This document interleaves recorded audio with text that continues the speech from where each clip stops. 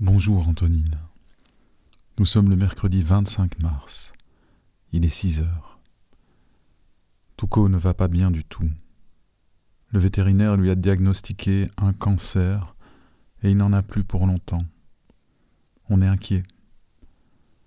Sais-tu que cela fait maintenant 10 ans que ce chien fait partie de notre famille? Il m'a appelé pendant la nuit en grattant sur la porte pour le sortir. Je me suis levé, supposant qu'il avait un besoin urgent à satisfaire. Mais il se traîne. C'est à peine s'il fait attention au chien du voisin, son insatiable rival pourtant, lorsqu'on passe devant son enclos. Je suis rentré et ne suis pas remonté me coucher pour songer à ce que j'allais écrire aujourd'hui. Je contemple le lever du soleil par la fenêtre du salon. Le contraste est toujours saisissant entre la régularité de la nature, sa ponctualité et sa rigueur d'un côté, et l'agitation, pour ne pas dire l'affolement des choses humaines de l'autre. Depuis le déclenchement de la crise sanitaire, le soleil est là, resplendissant, fidèle à son poste chaque jour, malgré une légère fraîcheur hivernale qui perdure un peu. Ce soleil nous permet, à ta mère et à moi, d'accomplir nos travaux de jardin. Nous préparons humblement la terre qui accueillera nos futurs légumes. Cela repose et nous fait respirer. Selon les informations qui me parviennent, il y aurait à ce jour 428 000 personnes contaminées par le Covid-19 à travers le monde, dont près de 110 000 guérisons et 20 000 décès. Cela fait maintenant plus d'une semaine que le confinement a été décidé au niveau fédéral. Il semble que la contagion soit freinée dans sa progression, ou du moins stabilisée. Le chiffre des morts baisse en Italie et un peu partout dans les pays où la virulence de la contamination s'est fait plus forte. Les autorités et les experts nous demandent d'attendre et nous invitent à la patience car le pic de la maladie ne serait pas encore atteint. Le confinement donc de près de la moitié de la planète demeure. Seuls quelques pays résistent à prendre ces mesures drastiques pour combattre la propagation du virus parmi leur population. À ce jour, la Suède, les USA et le Brésil. Leur position pour faire face à la crise sanitaire mondiale actuelle provoque l'émoi et l'ébahissement, pour ne pas dire l'indignation des journalistes et de la classe politique des pays qui ont opté pour le confinement. Ces derniers voient chez leurs homologues américains, brésiliens et suédois un souci déplacé, sous-entendu égoïste, en faveur de l'économie et aux dépens de la vie humaine. Pourtant, c'est aussi sur la base de ce même argument, la préservation de la vie humaine et de sa dignité, que ces États ont décidé de ne pas se laisser influencer par le reste du monde qui opte pour le confinement. On peut détruire un pays en le fermant de cette façon, vitupère le président américain, selon qui une grave récession ou une dépression pourrait faire plus de morts que l'épidémie, notamment si la crise économique devait entraîner des suicides par milliers. Les propos du président brésilien vont dans le même sens. Il prédit le chaos et les pillages si les différents États de son pays choisissent de confiner la population. C'est aussi le spectre d'une récession économique aussi menaçante et destructrice que la grande crise de 29 qu'agite Kerstin Essius, ex-patronne de la bourse de Stockholm et présidente d'un des plus gros fonds de pension suédois. Je te répète mot pour mot ces propos. Mon évaluation, dit-elle, est que nous nous dirigeons vers une catastrophe qui est encore pire que celle que nous essayons d'éviter. La situation dans laquelle nous nous trouvons est sur le point d'avoir des conséquences extrêmement graves pour tous les peuples du monde. Les mesures de prévention des infections prises jusqu'à présent sont certainement bien motivées pour maîtriser la propagation de l'infection, mais les conséquences pour l'économie mondiale, en revanche, sont sur le point de devenir complètement incontrôlables.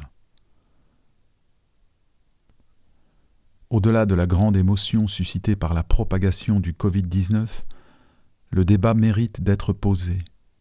À plus forte raison, lorsqu'on sait que depuis des siècles, les facteurs statistiques et quantitatifs demeurent politiquement déterminants, voire exclusifs pour nos systèmes économiques capitaliste et démocratique. Le principe a été théorisé par les utilitaristes, mais date de Machiavel.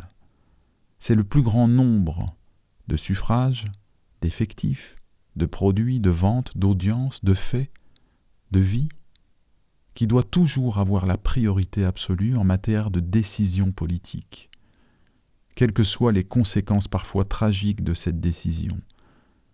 Toujours le plus pour le plus grand nombre, quitte à sacrifier au passage quelques minorités. Notons que ce postulat résolument matérialiste, dont le seul aspect considéré est la quantité, demeure une valeur essentielle dans la stratégie militaire où l'on doit absolument tenir compte de l'état des forces matérielles de chacun des belligérants, l'objectif étant d'optimiser les dégâts chez l'ennemi tout en minimisant ceux de son propre camp. Aussi paradoxal que cela puisse paraître, beaucoup de campagnes militaires n'ont pour seul objectif que de minimiser la quantité de destruction et de morts sur le long terme, en sachant cependant que de l'action guerrière engagée résultera un nombre de morts et de destructions certains. Cette valeur culmine dans l'héroïsme qui consiste à prendre le risque de se sacrifier soi ou son unité pour sauver un plus grand nombre d'hommes et ainsi contribuer au salut de son pays. En matière de décision politique, ce principe est cardinal. C'est d'ailleurs l'adoption de ce principe qui confère aux hommes politiques modernes qui ont le courage ou l'audace de le suivre une très grande impopularité. On y voit un cynisme foncier. On les taxe de machiavélisme. Et pour cause, ce principe est au fondement de la politique moderne dont le grand théoricien demeure Machiavel lui-même. Ce dernier conseille en effet aux fondateurs des États de considérer très attentivement le comportement de la majorité des hommes pour la constitution des lois à suivre au sein de leur État. Selon Machiavel, cette majorité étant à l'égoïsme et à la méchanceté, les lois préconisées devront en tenir compte, non pas pour les extirper ou les anéantir, mais tout au contraire pour les cadrer et les épancher quand les circonstances l'exigent. En d'autres termes, puisque les hommes sont nécessairement avides de gloire et de richesse, il faut créer un état où cette avidité puisse s'épanouir dans les mesures de cette nécessité. L'adverbe utilisé par Machiavel, nécessairement, cache un calcul statistique. En regardant l'histoire des hommes, Machiavel constate qu'une grande majorité se comporte de manière égoïste et méchante, mue par un incompressible et irrépressible désir de gloire et de richesse. C'est ce seul critère quantitatif qui décide de ce qu'est l'homme par nécessité, de ce qu'il en est de sa nature, et donc ce qu'il sera nécessairement dans la majorité de ses comportements sociaux. Ce constat doit donc évidemment orienter toute décision et toute action politique selon Machiavel. Il n'est pas temps encore de prendre du recul vis-à-vis de ce principe machiavélien qui innerve la politique occidentale depuis des siècles maintenant, pour mettre en lumière l'armada de sophismes qui l'entoure et le protège. Revenons plutôt au débat appelé par le positionnement singulier des États qui ont décidé de ne pas suivre la stratégie du confinement pour endiguer la propagation du virus et faire face à la crise sanitaire que l'on connaît.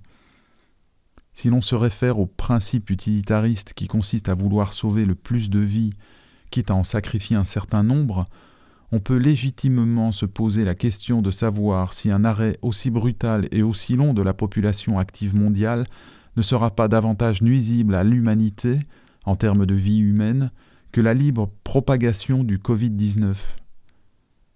Certains commentateurs rappellent à juste titre les conséquences de la crise financière de 1929, dont le choc n'a pu être résorbé définitivement qu'à l'issue de la Deuxième Guerre mondiale, dont le nombre de morts s'élève à 60 millions. L'on peut discuter sur la pertinence ou non de l'argumentaire des confinements sceptiques, qui prétendent que la crise économique qui nous attend sera plus néfaste que le virus lui-même, car de fait, la situation à ce jour est par trop complexe et comporte trop d'incertitudes pour pouvoir se prononcer définitivement.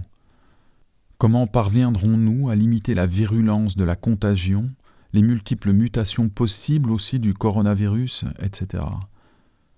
Va-t-il y avoir à l'issue du confinement un krach boursier et une crise économique à l'égal des années 30 ? Est-ce une nouvelle guerre qui nous attend, avec ces catastrophes humaines en chaîne ? Nul ne sait. On ne peut là-dessus que spéculer, ce que savent bien faire les commentateurs médiatiques. Ce qui m'apparaît plus important à relever, c'est que le principe qui a conduit à décider le confinement est exactement le même que celui sur lequel s'appuient ceux qui le rejettent, à savoir le nombre de vies à sauver ou encore le moins de morts ou de nuisances humaines possibles. Ce principe reste fidèle à la logique d'action politique théorisée depuis la Renaissance, moment d'ailleurs où la comptabilité, mère de la statistique, a vu le jour. Compte tenu de ce principe qui, pour être tenu de bout en bout, demande un certain recul et une certaine impassibilité ou flegme politique, on peut dire que la partie du monde qui a opté assez précipitamment pour le confinement, à savoir la majorité, en a manqué cruellement.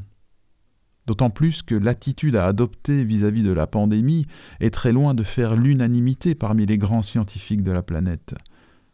Ce qui est suffisant, selon moi, pour relever cette espèce de précipitation dont font preuve les pouvoirs médiatiques et politiques qui ont opté pour le confinement.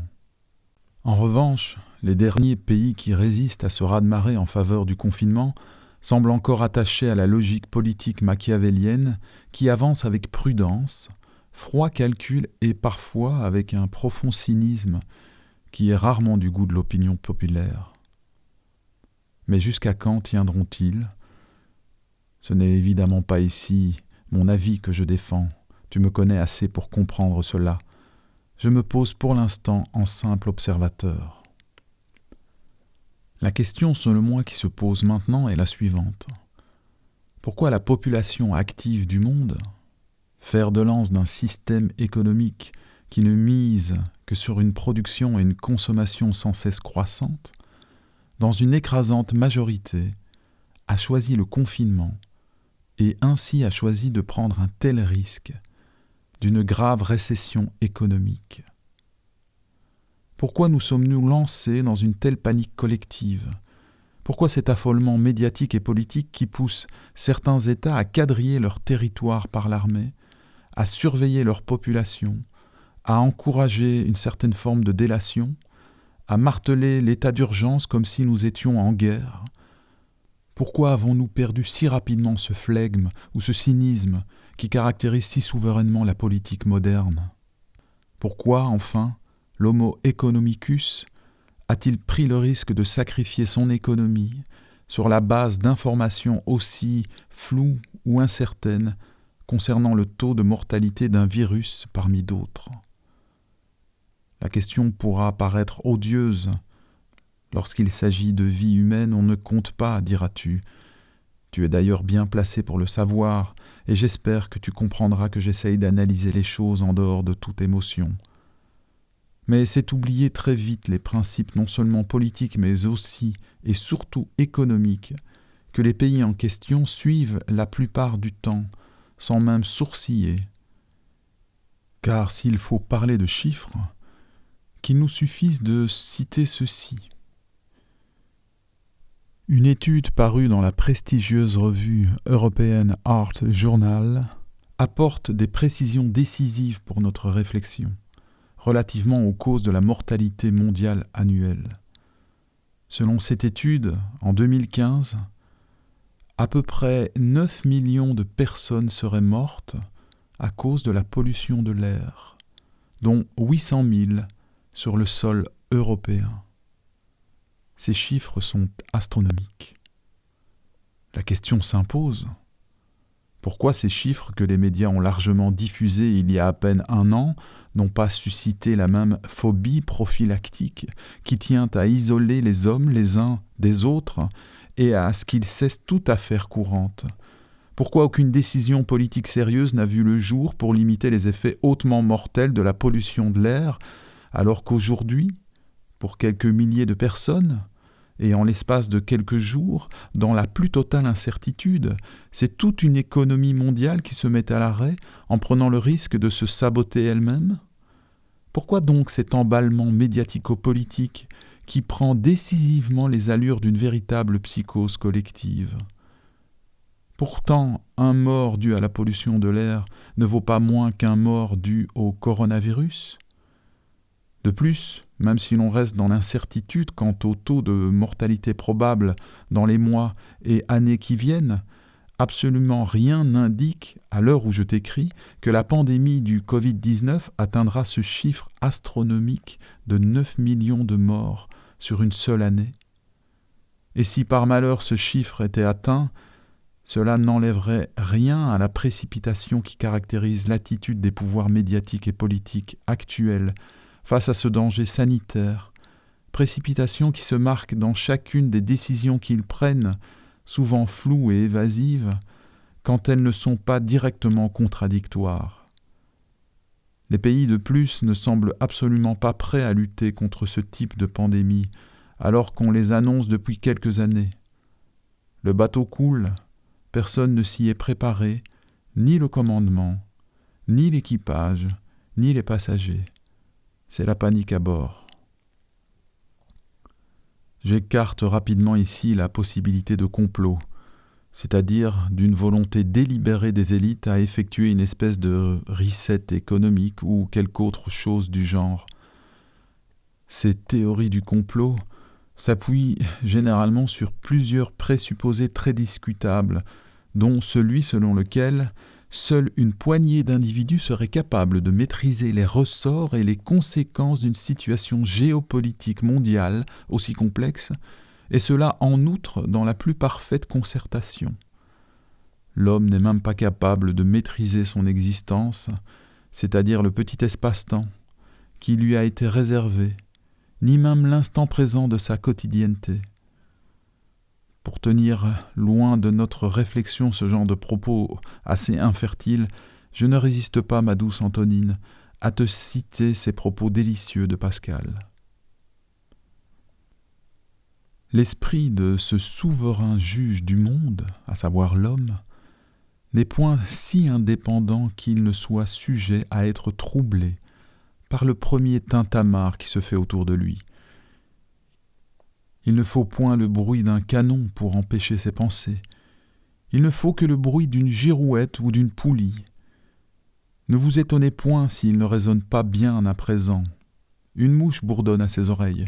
C'en est assez pour le rendre incapable de bons conseils. Si vous voulez qu'il puisse trouver la vérité, chassez cet animal qui tient sa raison en échec et trouble cette puissante intelligence qui gouverne les villes et les royaumes. Le plaisant Dieu que voilà. La piste qu'il vaut la peine d'explorer, car elle sera pour nous bien plus féconde, c'est notre relation à la mort. La dissymétrie dans nos réactions face au nombre de morts provoquées par la pollution de l'air qui a été largement relayée par les médias, comme par ailleurs tous les dommages causés par nos manières de vivre, productivistes et consuméristes à la planète, d'un côté, et celui provoqué par le Covid-19 de l'autre, c'est que dans ce dernier cas, la mort est devenue immédiatement visible et palpable, immédiatement aussi spectaculaire, c'est-à-dire sans plus aucune médiation. Dans les médias, le dénombrement des morts s'est fait très rapidement alors qu'on n'en était encore qu'à quelques centaines.